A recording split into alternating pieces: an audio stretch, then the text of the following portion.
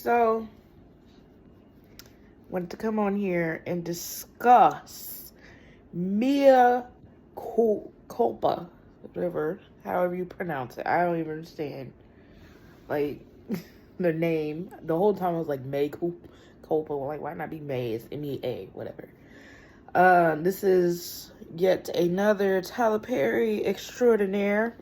He strikes yet again. Of course, I just want to just like really take a minute and just really talk about Tyler Perry and the content this man puts out, okay? And just really understand where I'm coming from here, okay? So without further ado, let's get started. So I just want to take a minute because I was really thinking about it last night when I was, doing deliveries. I was just like, thinking about it.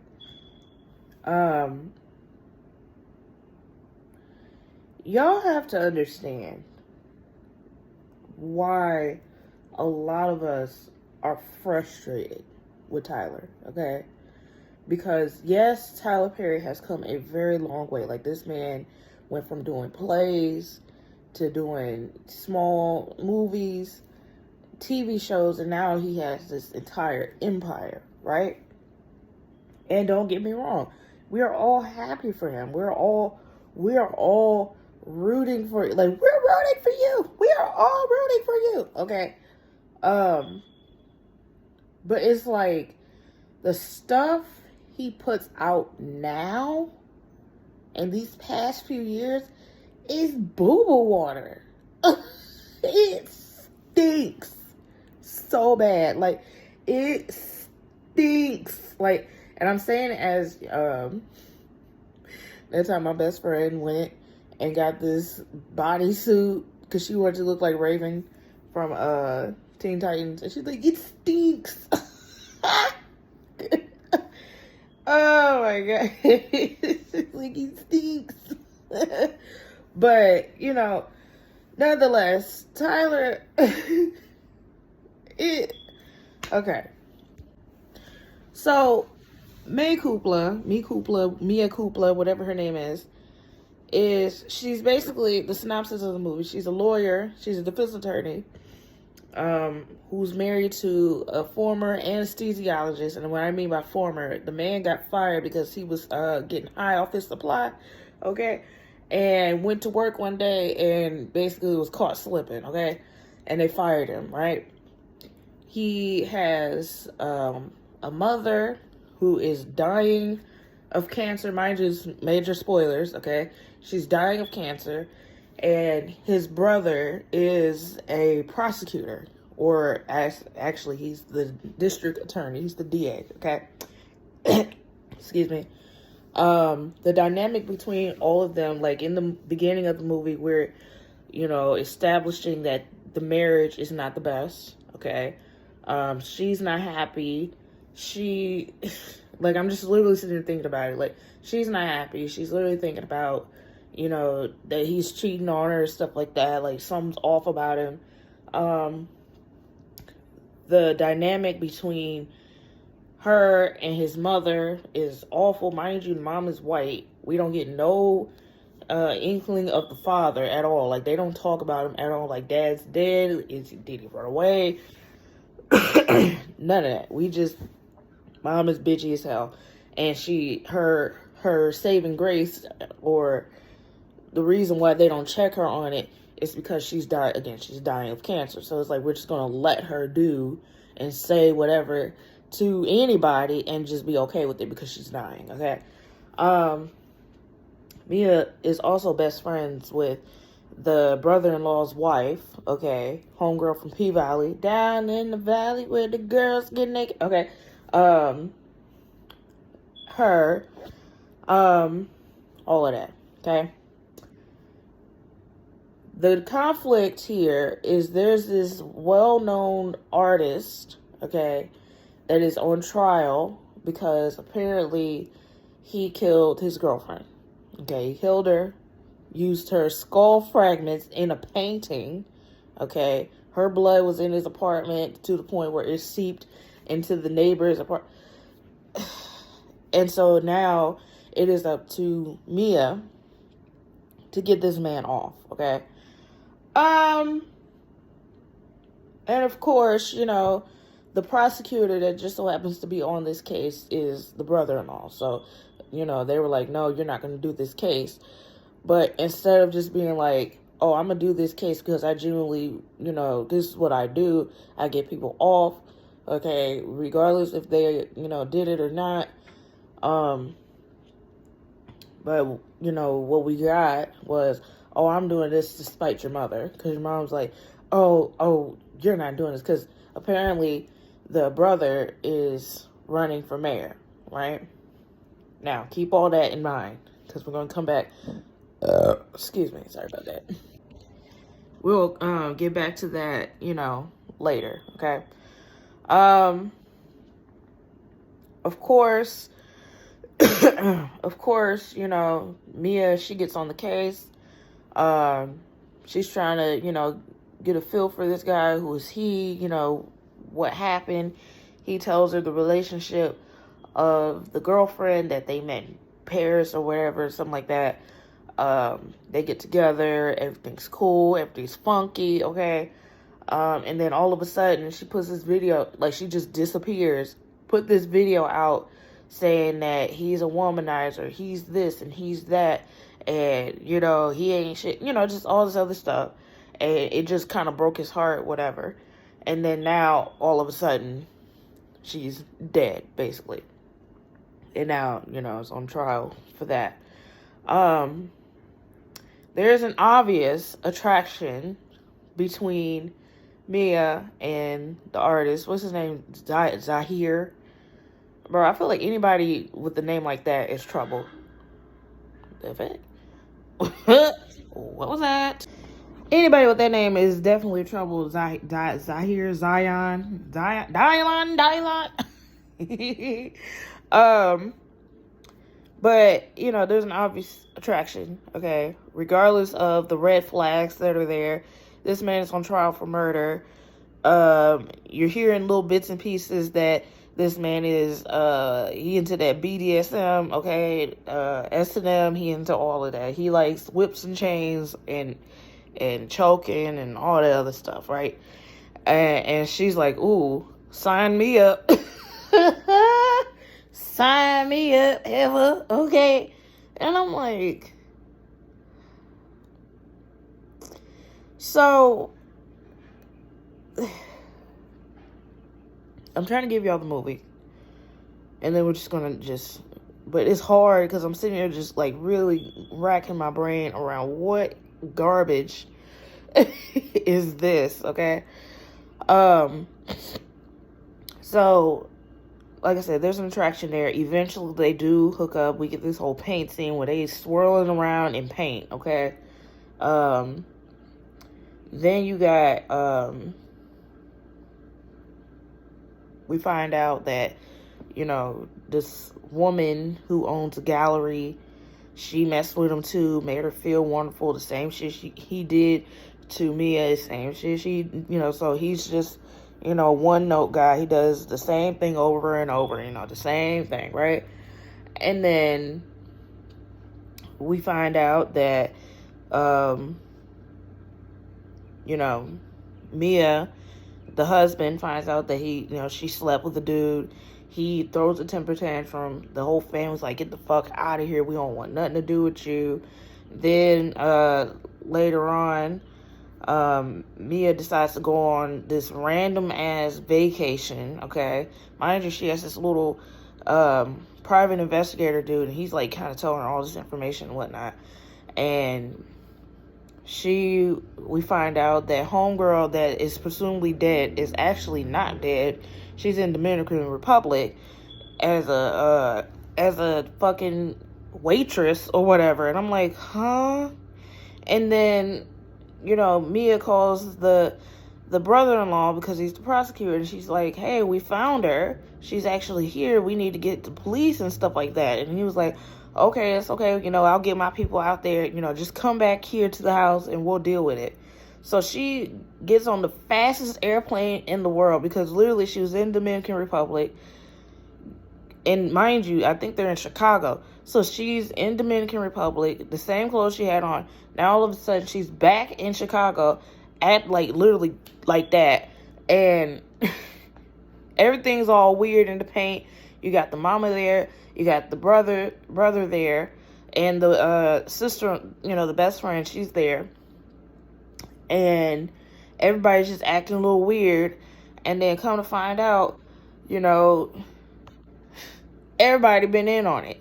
So technically, homeboy that's, on trial, the artist Zahir, he didn't do it. Okay, yes, he a freak elite, but he didn't do this. Okay, it was actually the family, the brother, the mother, all of them, they were in on it because he's about to run for mayor and they wanted sympathy votes. Okay, and then, not to mention, another reason why they were doing this is because apparently the best friend slept with Zahir, had an affair with him, and then the husband found out about it. So basically he's like, I'm make sure this is a get back, basically. I'm gonna get this guy in jail, stuff like that. And when I mean everybody was in on it, even the husband. The husband was in on it too. And I'm just sitting here like, oh, and by the way, mama didn't have cancer. Not at all. And I'm like, we have had temptation. We have had acrimony. We have had a fall from grace. And now we have Mea Culpa, whatever her name, Mea Culpa, okay? What do they all have in common? It's the same tired storyline. It may be different in certain ways, but Tyler loves a good old plot twist, okay? A good old plot twist. Somebody, like whoever done it, is somebody you wouldn't even thought did it, okay? Which is cool, okay? But it's like, again, you did it in Fall from Grace. Well, we find out that it was Grace's best friend that was out here pimping old grandmas and locking them in a dungeon, okay? Same thing with acrimony. Well, acrimony was a little different because it didn't have that mystery thing going on. Like, but even that, like, the storyline alone, like, it's just, there's no, like, what is the reason for this behavior? What is the reason for it? You know what I mean? And then temptation, I don't know what the hell that was. Everybody got AIDS now. Like, YouTube, please don't demonetize. But I'm just saying, everybody got AIDS. But I'm just sitting here like, y'all have to understand. When Tyler Perry first started doing movies and all this stuff, he started with Diary of a Mad Black Woman, and then he had Medea's Family Reunion. Both movies were excellent. Both movies, it kind of put him on the map a little bit. Just a little bit. Okay, it wasn't an Oscar-worthy or SAG Award performer. It wasn't any of that. Not at all. Not even a BET award. Like, it wasn't a Teen Choice Award. None of that. However, it made people, like, oh, who's, this guy? That's the guy that's doing plays. Okay, he can do movies. All right. And then it just kind of brought him to, he even, like, he's had Daddy's Little Girls. That was good. What was it? I Can Do Battle by Myself was good. And so many others. Family That Prays, one of my favorite ones. That was good too. Like, all of those movies, I guess it was like early, like mid 2010s, like around that. That's when Tyler Perry was in his golden era. This shit right here is, what are you doing? And it's like, you're sitting here, he did a documentary basically talking about, oh, I can do a movie within 5 days, 8 days, 7 days, 2 days. I can do it with that. And we see it. Because it's in your quality and what you put out. And it's like, Bro, no, not at all. It's shitty. Because, like, think about it. Not Fall from Grace. Mea Culpa, whatever her name is, okay? Think about it. First of all, I get tired of him writing these roles for these women who are just weak. They are so weak-minded. And then they just fall for anything. And it's like, bro, do you not see the red-ass flags? Do you not see this shit? You're sitting here with a man who's on trial for murder. On trial for murder. And you're like, oh, and then hold on. The scene, everybody's boasting about the paint scene. But hold on. Before the paint scene, this man is literally sitting here like, I know you're attracted to me, and I don't want you to represent me, you know, if you know, you're not going to be honest with me. And then he gets the neighbor, his neighbor, calls her up. She walk in, she's naked, everything, and she's sitting there blowing him off. And I'm just like, and then what happens is because Mea, she finds out that her husband was possibly cheating on her, right? So she's like, you know what? Because he's a bum ass nigga anyways. Because first of all, how the hell you get caught?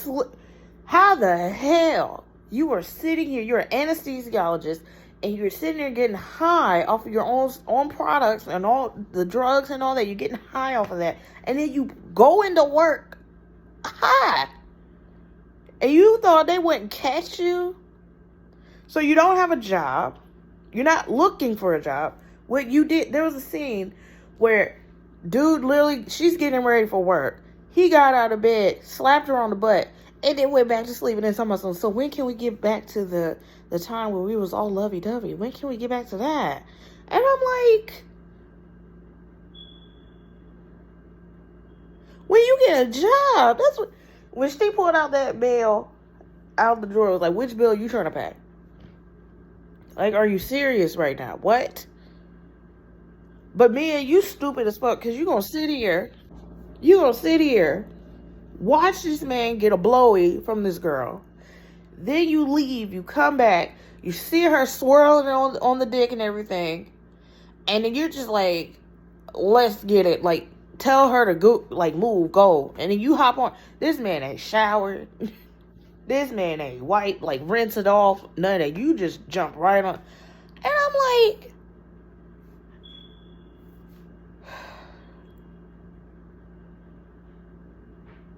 it's the red flags for me. Like, bro, how do you not ignore that? And then it wasn't until, and again,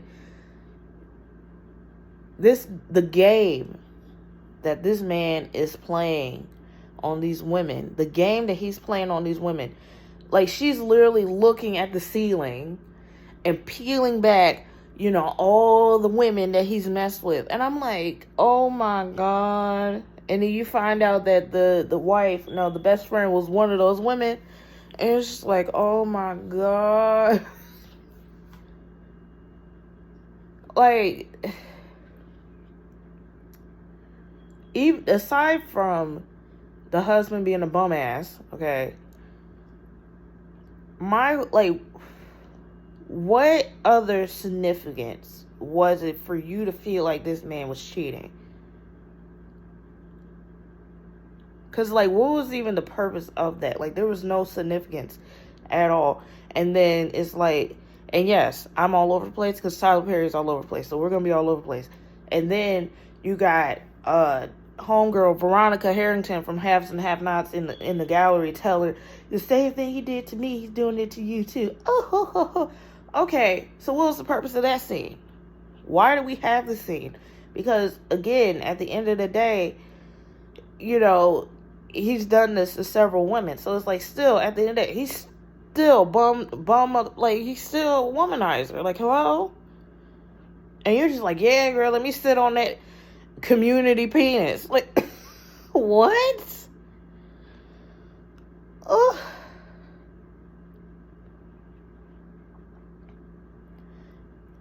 I can say, the one thing I can say, or two things I'll say about this.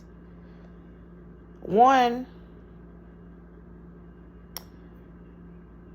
I feel like because Kelly Rowland was in this movie, okay, I feel like she was the one that funded the wigs, okay, because there was not one piece of a bad wig in place, okay. So I will give that, because you know Tyler Perry will slap on a bad wig in a heartbeat. Like, he is good for giving a bald man a wig for no damn reason. It's the worst wig ever. Like, ooh. So I feel like that's one. I'll give that.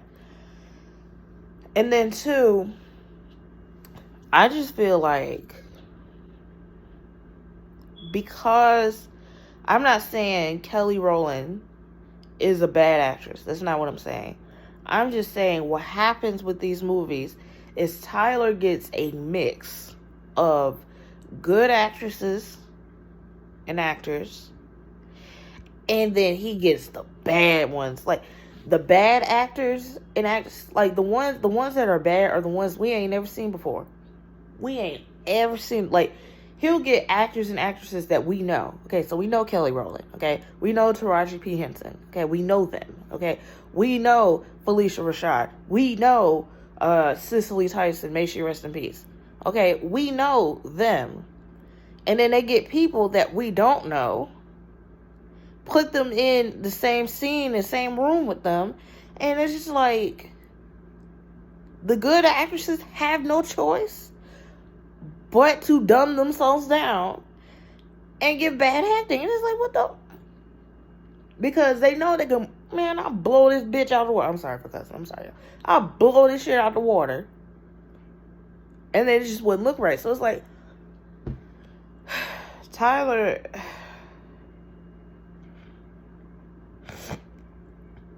it's just, you cannot sit here and talk about, oh, well, I just have this gift of where I could just see the talent, and I can just see who's, the scene and all this other. I can just see it, and boom, it's just there it is, Okay, a lot of people, I could do that too. Ain't a gift. I could do it too. Anybody can do that, okay? But it's the execution part. Like, okay, I'll give you that. I'll give you, okay, you gave a good storyline. Okay, you have a defense attorney. How about this? You have a defense attorney. She's, hold on, y'all. All right, so, case in point. So let's say that we have a defense attorney, okay? There's your storyline. There's this high volume case that's going on right now with this artist who has killed his girlfriend. She is going to, not only killed her, she's gone, we don't know what he did with the body. We just know that there was blood in the apartment, that there's, skull fragments in one of his paintings, okay? But we just don't know exactly, like, what he did with the body, right? And so everybody is against her doing this case. But she's like, you know what? I'm a defense attorney. This is what I do. I'm going to go ahead and take on the case. Forget the fact that the brother is a prosecutor. Forget that. Take him out of it, okay? Take out the fact that, okay, maybe the mother-in-law, maybe she is a little monster-in-law. Maybe she is. But she's not over the top, over dramatic, over too much, okay? She's not that. It's just, she just genuinely does not like her. I don't like her. I feel like my son deserves better. I feel like, okay? And, she may have a couple words like, I think maybe you shouldn't, do this case because I feel like, he did it or whatever. Like, something like that, okay? And then she's, so now, Mea is on this now hunt of, what happened. And just, prolong it out a little bit. Like, really make it be a mystery of, ooh, what happened? What did this guy do? Like, you know, he's like sitting here, you know, giving you the information, but you're like actually digging deep, like digging, you know, for what happened. And then you find out that, ooh, you know, he may have done this or something like that. I don't know. Maybe keep in there that she does kind of have feelings for him. But guess what, Tyler? You don't have to have that. You don't have to have that in there. You don't. Just put it in there that she's like really trying to help this man. And as she goes along, she's finding out bits and pieces of, okay, something's not right here. And it's starting to look like, okay, maybe he did do it. But then, you know, you find out that, what if we threw in there that the girlfriend probably found out that he was cheating around with other women, that he likes to go to sex bars and all this other stuff. Okay? What if we found out, you know, what if we found that out? Okay? What if we found that out? And then she is actually alive, and that she pinned all of this on him so he could go to jail. Boom, there's your movie. Like, there's your movie.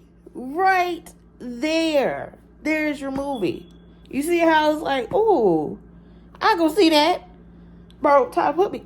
See, this is the problem. Tyler don't know how. Tyler, it's not even you know how. He will not, for the life of me, allow someone else to read his stuff and be like, this don't make sense.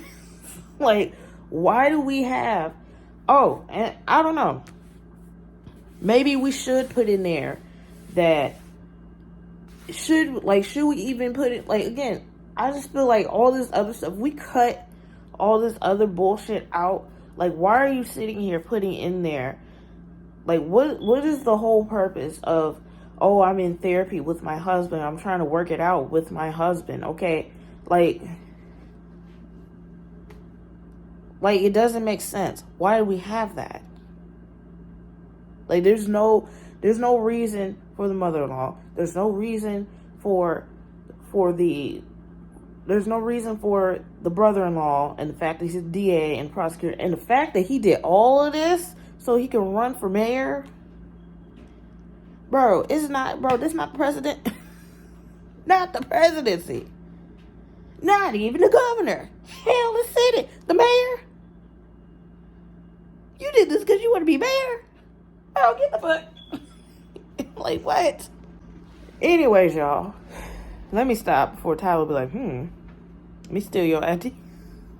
Because, like, really think about it. Like, if he did it like that, then you would, like, actually have a really good movie. You know what I mean? You actually have a good movie on your hands. You know what I mean? Ooh, my gosh. Like, yeah, you know, put in there that, you know, the mom and you know, they're not getting along. Okay.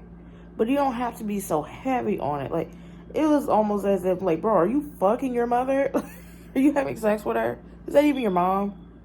This is some random lady. Okay, is this Risa Tisa right now? This Legion, huh? Ooh. Anyways, y'all. I just want to come in here and talk about that. Later on, y'all probably will get a second live review of Avatar: Last Airbender episode 2. But other than that, I will see y'all next time. Bye.